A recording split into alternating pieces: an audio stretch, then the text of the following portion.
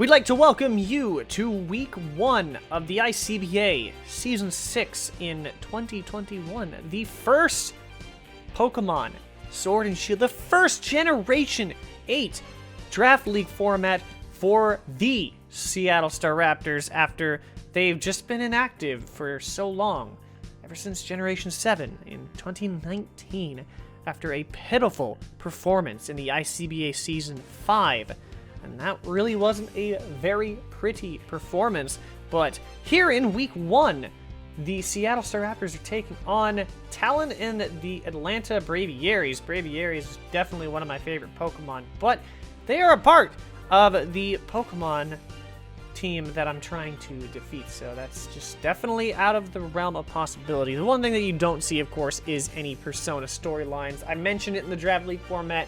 I just want a natural feeling season this time. I don't think I'll ever do that again because everybody was very confused on what the heck I was doing. So without further ado, I definitely have some new artwork. As you can see, we have the logo that I have now because I wanted to retire the old one because I'd been using it since 2015 and I really wanted a more modern looking one because the one I was using, the Staraptor logo I was using, was a little bit too cartoony. I mean, Supagassy definitely still did a pretty good job, but honestly, what Tito's, aka Beast Graphics, did here makes it look a little bit more modern. So let's go ahead and get into team preview because, you know, because it's a new season, a new game, a new generation, I have to change a whole bunch of things with the team preview things and the layout. So I kind of need to get that set up. So let's see what it looks like now.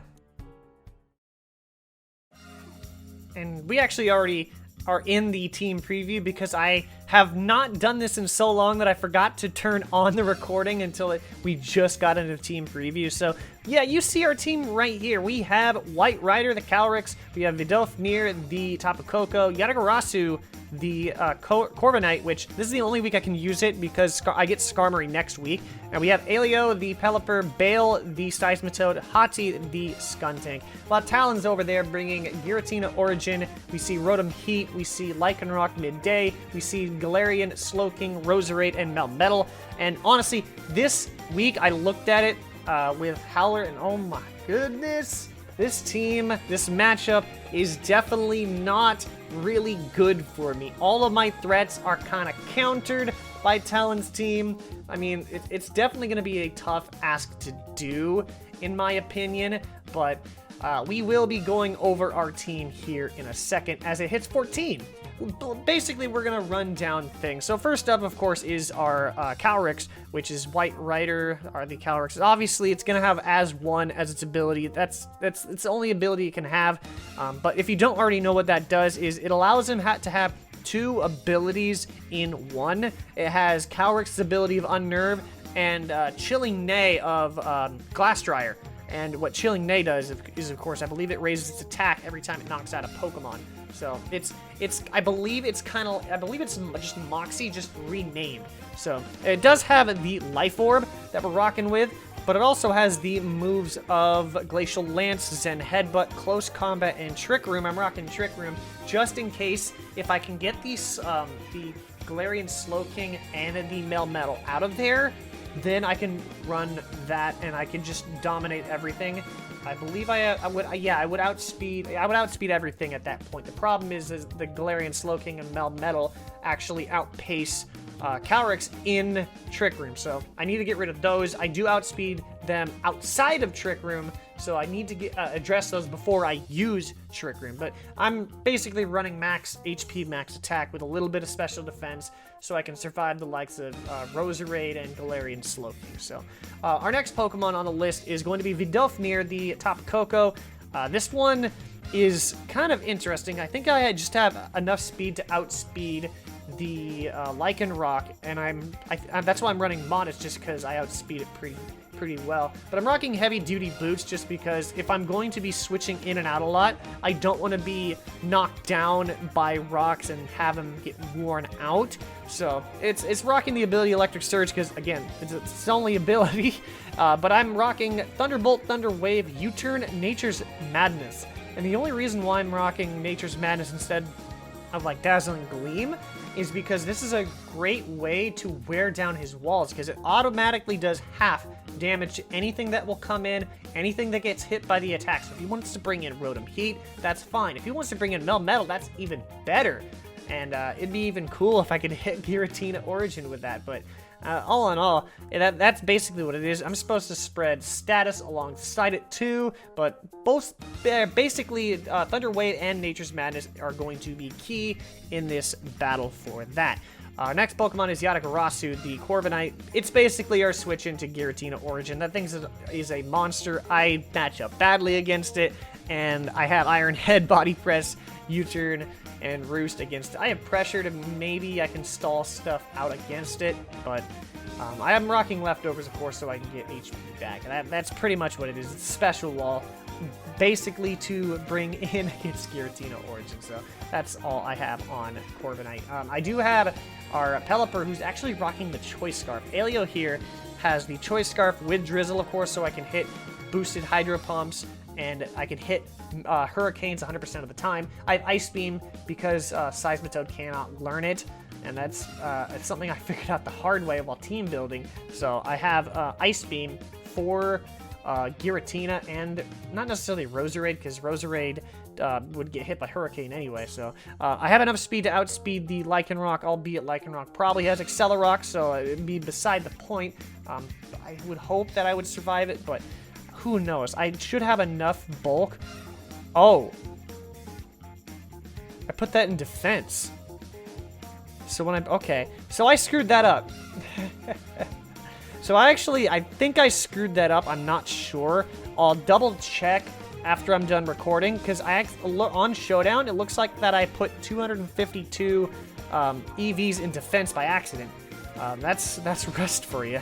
So, So I'll say it on screen to see if I actually screwed that up or not when I set everything up. So who knows? Our next Pokemon is, of course, Bale, the Seismitoad. Seismitoad here is rocking Scald, Earth Power, Toxic, Stealth Rocks. It has Swift Swim, and I believe even without investment, it outspeeds the Lycanroc if it's not Choice Scarf. If my math tells me that's correct. But it's basically our physical wall. It's our pretty much we switch in every time that Lycanroc, yeah, is it Lycanroc? Yeah, Lycanroc comes in, or even Rotom Heat to an extent, because Rotom Heat can't pack Hidden Power Grass in Generation 8, which is really nice. But it's basically our main switch in for Melmetal. That's why I'm rocking the Rocky Helmet, no pun intended. So it comes in, uses double Iron Bash, or rather gets hit by that, and then Melmetal gets hit by that plus rocks. And I do plan on leading with Seismitoad. You probably already have seen it in the game stream. So just so I can get up rocks quickly. His only defoggers, I believe Giratina Origin can. Rotom Heat, of course, can as well. And I believe those are the only two who can get rid of rocks. And our last Pokemon here is Hati the Skuntank. Skuntanks here is our defogger. It's really only to switch in for like Pokemon like Giratina Origin, I guess, if it wants to use a Ghost type move, but that's really only our secondary options. We do have Corviknight for that. It can switch into Roserade and the Galarian Slowking as well, so that'll be really nice. I believe it has I can't remember what I have it outspeeding, because I don't really have much speed investment, but it should be enough to outspeed non-boosted or non-speed invested Rotom Heat if he wants to bring it defensively. I believe that's the case. I'm not sure, so who knows? But that's our team. You can already see that what we're leading with. We have just a lot of these guys, and in all opinion, I think he wants to lead with something like Lycanroc, but I'm not exactly sure. But the battle started. It's going to be at Holberry Stadium. And let's begin. 151 versus number 43. First battle. Let's go. So we hop into this battle, and he's looking really dapper in that outfit. Of course, as always with these draft leagues, we have him set to a full 20 minutes battle, but already I'm like, oh crap, because he leads off with a Giratina. I'm like, I don't want to take a hit. I don't want to take a hit from a Dragon type move. I wanted to set up rocks, but I'm just not allowed to here because I know something's happening. And surprisingly, he actually goes for Shadow Ball. I'm wondering why. I mean, Dragon type would have been really the best. I mean, obviously, I might have gone into this regardless. But here, I'm thinking, do I just go for Iron Head? I could go for U-Turn. And what makes this great, actually, on the Switch, now you can see everything on screen versus actually only seeing the top screen. I actually never thought about that. But here, he actually packs Thunderbolt. And I'm like, oh, come on. I decided to stay in and go for Roost, mainly because I wanted to see what he could do. And honestly, that was the better choice because, I mean, he revealed Thunderbolt, and B, I'm at higher HP. If I were to use U-Turn, sure, I could have brought in something else, but, I mean, that's fine. But the thing is, right here, I was trying to switch, I was like, do I just go into Tapu Koko, or do I just take the hit from Thunderbolt? And instead, I think I just go for U-Turn here. You see me hovering over it, and honestly, that's really what I do. I just go for Thunderbolt. Or not Thunderbolt, I go for U-Turn, but he actually goes for Calm Mind. So I'm like, oh no. I am getting flashbacks to last time I played Draft League format, where I'm probably going to get 6-0'd.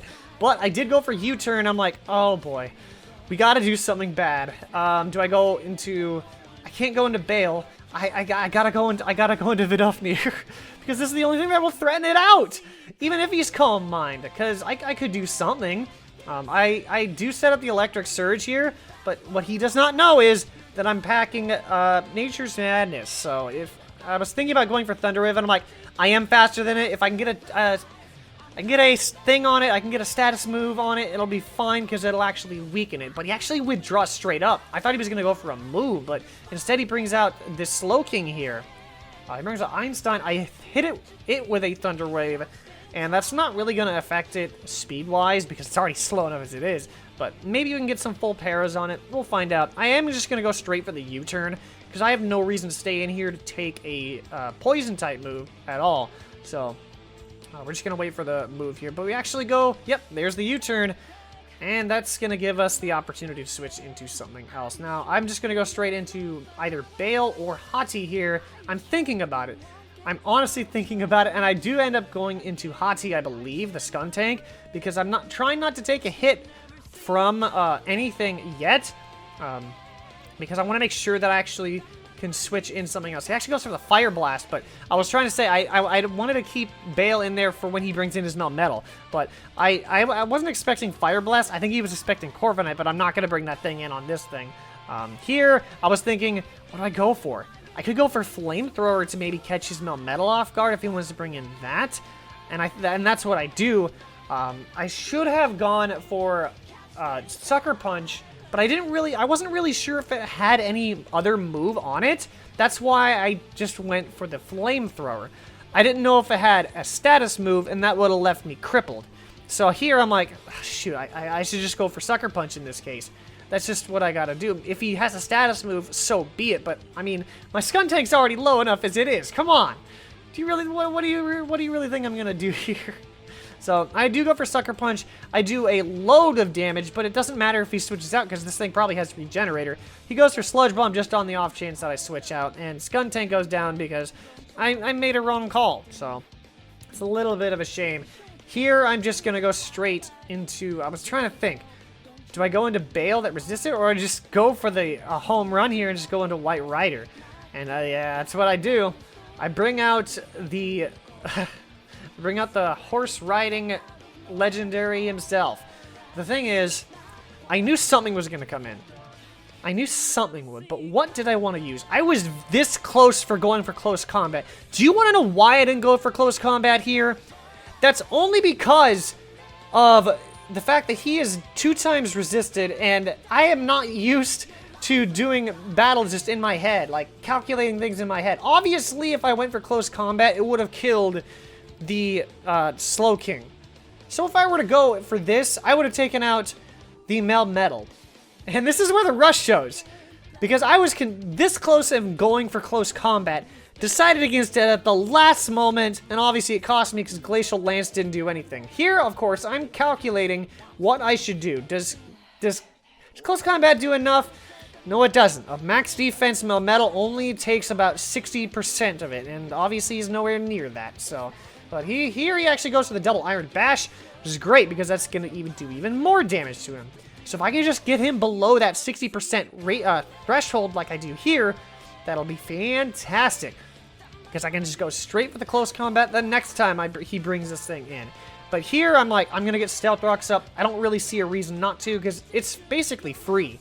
Because I don't believe he can hit me for really anything, as far as I know. But what do I know? This is a late Gen 7 Pokemon, and at that point, I wasn't battling with it anyway. So, but luckily, he does actually switch it out like I predicted. He brings back in Leviathan, because he knows he can switch this thing out. But I'm thinking, I really don't want him to set up again. I have Toxic here. I do. And I don't want him to set up again. I can't. He unfortunately does not go for Calm Mind and actually goes for Shadow Ball. I survive and get the Toxic on him. That is crucial. But, of course, that means that I have to hold this thing in to switch into Melmetal once he brings it again. So, the Poison will whittle him down, but I obviously have to switch out to my dedicated switch in to Giratina, and that is, of course, Yatagarasu, the Corviknight. I'm going to take another Sludge Bomb here. Not Sludge Bomb, Shadow Ball. I got a little bit ahead of myself. Shadow Ball does quite a bit of damage, and I know a Thunderbolt's coming. I know it is, but... So I basically have to go for Roost. And it's kind of a lame play to do, especially with the fact that he's also poisoned, so it's basically a stalling move. But I didn't really have a choice. I really didn't have a choice. I can get my HP back up. He's going to straight up withdraw to reset the Toxic damage. Go into Easy Bake. Now here's the thing. This puts me in a little bit of a tougher position because I don't really have a choice. He can go for Thunderbolt against this thing, so I can't bring in my Pelipper. And as you can see, I brought in my Seismitoad here. I really didn't have any other choice around it because nothing else really resists a Fire-type move or an Electric-type move. Yeah, I can't bring in Calyrex because he'll just go for the Fire-type move later on. I can't bring in anything else. And here's something that I didn't know. Now that it's Generation 8, at least as far as I know, I could be wrong. They could have been learned in previous generation, but I know Nasty Plot is a technical record. So he goes for the Nasty Plot. I'm like, oh crap. Well, I guess I'm sacking this thing off now, aren't I? So I'm like, okay, Rust is here. The Rust is definitely back. We're down 4-6. Things aren't looking good. What can I do? I'm like, I don't really have a choice. I could bring in my Tapu Koko, but that's not really going to get the job done. I kind of have to bring in my Pelipper here, basically giving away that it is in fact Scarfed. Like, that's the only reason why you would bring in Pelipper here. Like, you would never bring in Pelipper against a Rotom Heat for any other reason. Especially if he's max speed Nasty Plot. I don't actually know if he was actually outspeeding me without a Scarf, but I'm definitely not taking that chance. If that were the case. So, he already knows it. I'm actually going straight for the Hydro Pump. I was considering going for Hurricane, but I go for Hydro Pump, and I miss. And I miss. That really does suck. I can't get extra damage on this thing, and I have to go back out into Corviknight no matter what. That is the unfortunate case here. But that's just what I gotta do. Especially with this thing just staring daggers down just straight at me. So anyways, I go back into Yatagarasu here to take the Shadow Ball. Thank God they didn't go for Thunderbolt on this switch. But unfortunately, this time, I'm going to get the Special Defense drop. That really sucks, because now I'm not going to take multiple doses. I especially wouldn't take a Thunderbolt here. But now I definitely won't take a Thunderbolt, and that's just what he's going to go for. Maybe I can get the U-turn off, and just barely I'm able to. But at this point, I'm so crippled.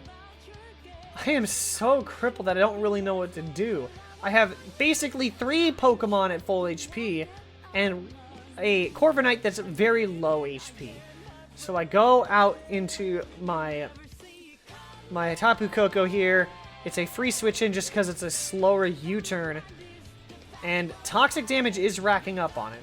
I know I could potentially get it with a Nature's Madness. I could also go for U-turn. Thunderbolt could actually take it out, but I do actually go for U-turn here. You obviously saw it, so it's a very tough task. So, but he's actually switching out like I hoped. I still haven't revealed Nature's Madness, which is key. And I should have gone for Nature's Madness here. It kind of bit me in the end, but I really should have, but I wanted to switch initiative. And honestly, it's not the end of the world, because I do have a Pokemon that does outspeed the Rotom Heat. That's why I do just go straight for the Hydro Pump. Hopefully, it can actually connect to the Giratina, Giratina, or, well, I kind of gave it away here. Obviously, he's not going to switch into this thing. The last time he brought in the Giratina, that is what I was thinking that he was going to be bringing in if he does switch. And, of course, I did give it away. But, I mean, it's like a 70, 75, 80% chance to hit. There's no way I can miss twice, right? Right? Looking at it, I could also have gone for Hurricane. Would have been nice, but he actually sacks off the Slowking. So I played myself, I played you guys, because I thought he brought in the Giratina. That's what happens when you don't record these games right after, like the day after, or the day of. So rain's going to stop, so I wanted access to Hurricane, but now he's going to be bringing in the Giratina, I believe. If he does, he'll get hit with Stealth Rocks. That's what he does. And honestly, from this range, Hydro Pump guarantees. Like, it's a 100. It will knock him out from this range. I'm thinking, I mean, do I? I mean, I can't really make the switch out. I do outspeed him. It does. It honestly should take him out from this range. So, yep, I go for it. And it's fine. It's fine. I'm going to hit. But he misses again. She misses again. And I'm like, Elio, come on. And I literally screamed out. I was like, you have to be joking. Luckily, she's able to survive it, but Pelipper, having Pelipper at higher HP would have been fantastic for the later game. Because now, I mean, I'm going to have to switch out on what he brings. And obviously, that's going to be the Rotom Heat. Because I'm locked into... Wait, no, it's not. He would never bring in Rotom Heat in this case. He'd bring in Lycanroc. Because Lycanroc has Accelerock. Because I would outspeed the Rotom Heat. So yeah, he brings out the Alpha Male. I don't know why he... I don't know if that's the reason for it, but I have to bring in something. And with Leviathan, the Giratina out of the picture, I'm just going to go ahead and sack off Corviknight to the incoming Accelerock. So no matter what, Accelerock would take me out. And that's the thing. If I connected with that first Hydro Pump, then this wouldn't matter in the first place, because then Accelerock wouldn't knock me out 100% of the time. That's the thing. And now that I've taken so much damage, he can just bring in this thing against my Pelipper anytime he wants to, because he can just Accelerock me to death. So looking at this point, I'm thinking, I mean, Thunderbolt from this range has to knock it out. And I know he needs this to outspeed my Pelipper with Accelerock. So I'm just going to go for Nature's Madness. If he wants to stay in, I mean, it's going to suck, but I'm calling that he switches into something like Melmetal or his the Rotom here, and that's just what he does. Getting that extra damage will be nice, except for the fact that I need to bring in something. What do I go for here? Do I go for Thunderbolt, hoping that the electric terrain helps and getting the extra damage, or do I go for a U-turn? It's a tough task, but I don't think from this range that Thunderbolt would actually take out Rotom. And I'm looking at what my HP options are, because I'm double checking. Do I switch in White Rider here against this thing, or do I just U-turn or Thunderbolt? And I just go for Thunderbolt, hoping and praying this does enough damage to take it out. And it doesn't. But RNG comes back in my favor as he misses the overheat, and I can freely go for Thunderbolt again. That kind of kept me from... That kind of saved me, and it kind of made up for the miss on the Pelipper. It didn't really make up for the miss on the special defense drop on the stupid Corviknight, but now he brings up, okay, the Roserade. This is definitely not really the ideal situation. I mean, I can go for U-turn and outspeed this thing. That'll be really great, honestly. if I could pull off that. Pull off something, but right now it doesn't really look good, because obviously me going for U-turn, it actually does quite a bit of damage to the Roserade, but at this point I have to do something. Do I bring in White Rider to take a hit, or do I bring in Pelipper to set up the rain? It's a very tough ask, honestly. I'm considering White Rider. I am. I'll take a hit. I'll be able to take one hit at least, but I won't be able to take like hits from Lycanroc. So it's a really tough ask to do. I decided to sack off my Pelipper to set up the rain just so I can do stuff. I'm not really sure what I can do at that point, but surprisingly he goes for Leech Seed. I think he was expecting me to not try and sack off the Pelipper, I guess, but I am going to. I wanted to sack off the Pelipper to set up the rain, but this allows me to go for something. And I'm thinking about it. I'm like, he has 3 Pokemon left. He has Lycanroc, he has the Melmetal, and I'm like, I could go for Hurricane, but 2 of his Pokemon resist that. I could go for Hydro Pump, but on the off chance that he stays in, it's not really going to do much, and I'm just going to die anyway.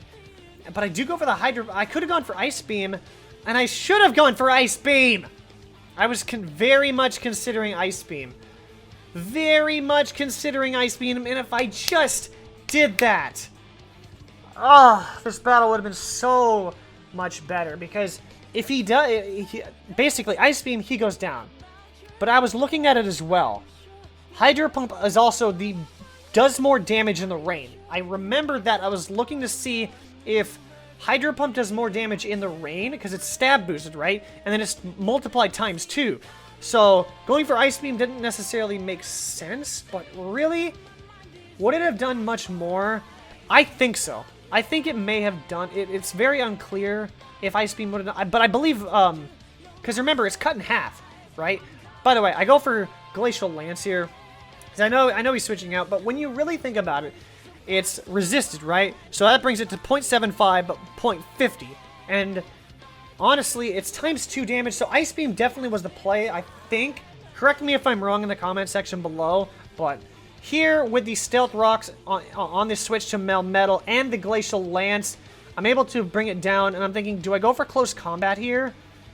I have to go for Glacial Lance, because Close Combat's going to leave my defense down for when Lycanroc goes for, like, Accelerock, right? And, again, Rust is coming into play here yet again, because I'm thinking in terms of Trick Room. It's not that I know I'm faster than it, but I'm thinking I'm getting way too ahead of myself in using Trick Room. I'm thinking, okay, this is fine, this is fine. I'm just gonna go for Close Combat here. It'll be fine. He's just gonna go for Accelerock and Stone Edge. Right? I got ahead of myself. I really did. And I was actually discussing this with Talyn at the after the battle. I'm like, I should have switched in to Tapu Koko, taken the hit. Surprisingly, I would have taken the hit. It was actually a 25% to one shot if both Stone Edge and Accelerock got high rolls, right? So I could have gone for Thunder Wave and then outsped it. Obviously, me not thinking, the Rust coming back into play in that hypothetical battle scenario in Theory Modding, that I forgot that even if he's paralyzed, Calyrex, with the set I was running, would still have been outsped. So I would have been counting on a full para. But, I mean, here I can bring in Tapu Koko. I can go for Thunderbolt, knock out the Lycanroc, and it's all going to come down to this. What is going to happen? He has to bring out Roserade, right? With the Stealth Rocks in play. And maybe, just maybe, we can get a Thunderbolt KO. Please! With Electric Terrain! No. No. And Vidofnir bites the dust. And that is going to be it. We lose our first week. And honestly, it's a good game. Credit is given. Coming back after a year and a half, it's not, I'll take a 1-0 loss after not battling for a year and a half. And yeah, we fall to 0-1, but -1. So realistically, I was thinking that the fact that I was rusty and the fact that I had a terrible matchup, like, honestly, I thought I was going to get destroyed, dismantled, and absolutely just taken behind the bar and just beaten to a pulp. But hey, I will definitely take it. I can't be mad about that. I mean, honestly, I can't be mad about losing anyway because my expectations are so low. So I'm just here to have fun. Like I said, definitely a change of pace on what my expectations and hopes were when I was in past leagues. So I'll definitely take this, and we move on to week 2. Obviously, there's going to be no Pokemon of the game because, of course, we lost, and we don't really cover that in losses. And our next week, we play the Detroit Darkrais, and at this point, we don't actually know what his result was because I think it's Champion Braden. I think is the Detroit Darkrais. Oh no, it's Ice King. Okay, excuse me. Sorry, there's a lot of new people who I don't know in this league. So we do have go up against Ice King, and honestly, I was so confused by his draft. Of course, you never want to overlook any people's Pokemon because RNG's a thing, any given Sunday, all that stuff. So if it's going to be quite a tough battle, I'm still not counting him out. But who knows? Maybe we can get our first win of the season. Week 2 has always been very great, very grateful to me. I have the best record out of all the total weeks. So like the total record for week 2 is the best of all of them. 6-2 plus 12. I've only lost twice. That was back in the spring of 2016 in the PGL Season 3 when I went 0-10, and then again in the ICBA last year. So we'll see what happens in this. And yeah, so if you did enjoy this week 1 battle and the return to Draft League format, go ahead and hit the like button and subscribe to join the squad today. But with that, though, I'll see you in week 2 later on because that is how we do life.